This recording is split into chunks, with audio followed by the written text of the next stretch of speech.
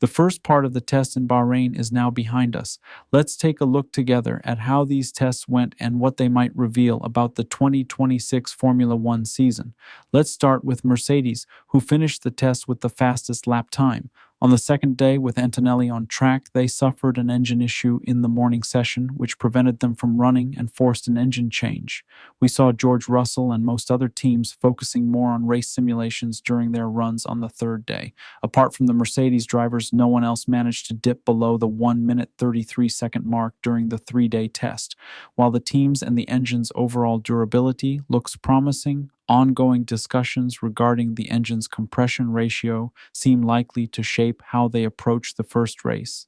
There is a notable contrast between Mercedes' fastest lap pace and their claims of innocence regarding compression ratios, while suggesting Red Bull should be the one under scrutiny. At Red Bull, the team looks much better than expected, even by their own standards. Things are going near perfectly for them. Their only stroke of bad luck during the testing period was perhaps the lost track time in Barcelona due to Hajar's crash. Thanks to their car packaging, Red Bull appears to have more space in the floor area compared to other teams. This allows them more room for floor experimentation and finding ways to increase efficiency. However, Red Bull's Pierre Wache stated that Mercedes, McLaren, and Ferrari are currently ahead. He noted that the top speeds of Mercedes and Ferrari in low-fuel qualifying runs were particularly impressive. Wache also pointed out that, similar to the previous generation, the Red Bull car's weakest points remain low and medium-speed corners. Despite looking very fast, Rob Marshall explained that McLaren focused specifically on understanding the new regulations set on the first day. He noted they didn't chase long, consistent stints like a typical test program because they already understood the new car's characteristics. The team gathered crucial data in Bahrain, which they will use alongside the package they plan to bring to Australia. Currently, the team looks very prepared, holding a solid spot in the top 4 alongside Mercedes, Red Bull, and Ferrari. By the third day, Ferrari was the only manufacturer still using the same engine they ran in Barcelona. Despite the high mileage covered by Ferrari and its customer teams, the lack of major issues serves as a strong indicator of engine reliability.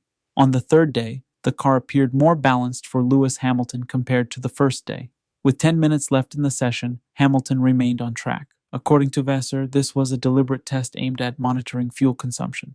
Leclerc mentioned that tests went better than last year, but noted the difficulty in judging the pecking order. He remarked that while they used to have to hide 2 to 3 things, they now have to hide 15 different things. Team principal Vasseur added, "We've covered around 4,500 kilometers so far, which is a very good distance. We needed to secure reliability before focusing on performance. The correlation data we've obtained so far looks very healthy. Of course, we have a lot of data to process and analyze."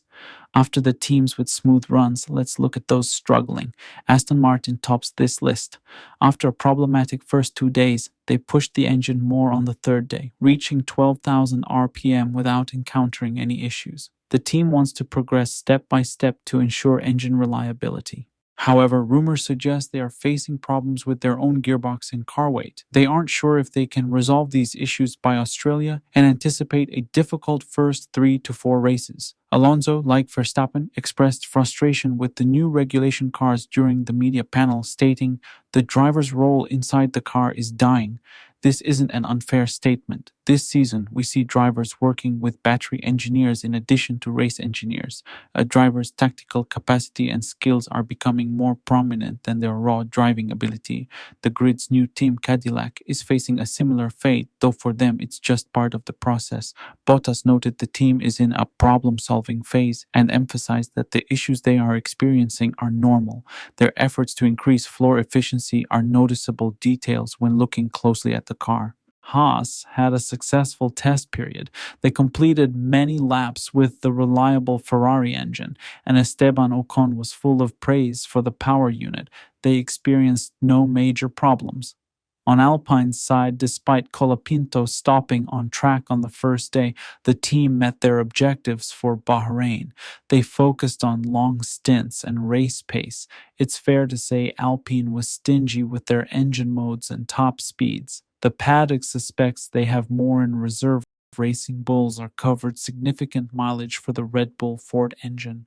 Unlike the minor issues in Barcelona, their Bahrain test was much smoother. Similar to Racing Bulls, Audi had a smoother run in Bahrain compared to Barcelona. Their sidepod design specifically impressed the grid and drew a lot of attention.